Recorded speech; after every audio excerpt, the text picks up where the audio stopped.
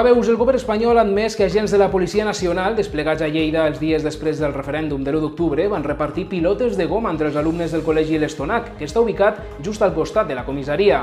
Així ho ha assegurat l'executiu central en resposta a una bateria de preguntes presentades pel diputat lleidatà del PDeCAT, Toni Postius. El govern considera que lliurar aquest tipus de material antidisturbis als infants va ser un fet puntual a títol individual d'un dels agents i no institucional.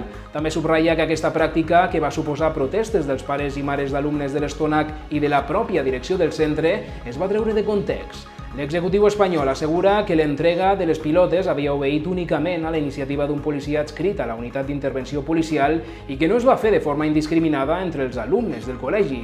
També afegeix que regalar aquest tipus de material antidisturbis es fa amb certa freqüència a motiu de la celebració d'actes organitzats per la Policia Nacional i fins i tot al Saló de la Infància.